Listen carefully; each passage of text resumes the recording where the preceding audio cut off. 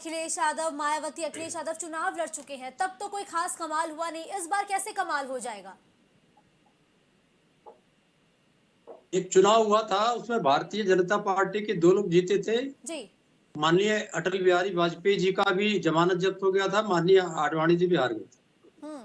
2004 में बुरी तरीके से भारतीय जनता पार्टी हार गई थी। अब भी एक दिन पहले भारतीय जनता पार्टी बुरी तरीके से हारी राजस्थान में। एक सीट पर उनका मंत्री था, वो राज्य मंत्री। इसकी ये कौन सी बात है? चुनाव होगा, हारेंगे जीतेंगे। भारतीय जनता पार्टी की सरकार है राजस्थान में, और अभी एक दिन पहले हार गए। पिछले 14 चुनाव में 10 चुनाव भारतीय जनता पार्टी हारी है। 28 पूर्ण राज्य, इसमें मैं यूनियन टेरिटरी नहीं गिर रहा हूँ, 28 पूर्ण राज्यों में से केवल 9 राज्यों में पूर्ण बहुमत की सरकार है। तो 6 राज्यों में इन्होंने ऑपरेशन लोटस चलाया है, इसीलिए हटाना चाहते हैं। तो अगर ये सब जो ये आंकड़े नहीं है, ये जनता का रुझान है।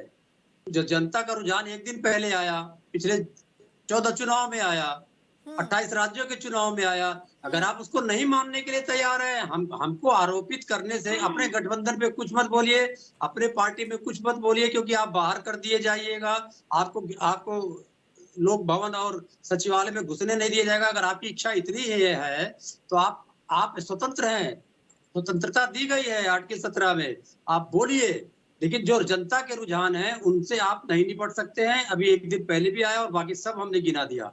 अब भारतीय जनता पार्टी अगर खाली उत्तर प्रदेश में देख लीजिएगा तो 50% लोकसभा चुनाव से घट के 30% में पहुंच चुकी है उत्तर प्रदेश में। आखिरी जो सबसे शर्मनाक हार हुई है करगिल में, मतलब कि लद्दाख पर्वतीय परिषद में 26 सीटों में से 2 सीट मिली है भारतीय जनता पार्टी को। नहीं मानने को तैयार हो तो आप बताते ही रहिए कि कांग्रेस लड़ रहा है, सपा लड़ रही है, आरजेडी लड़ रहा है, टीएमसी लड़ रहा है। आप क्या करिए इससे? अगर आपको सुकून मिलता है, आपका प्रोपोगंडा सेल यही इतना ही आपके मस्तिष्क को प्रशिक्षित किया है, तो कहते रहिए, यही परिणाम जो जनता का रुझान है आता रहेगा। बिल्कुल ठीक है।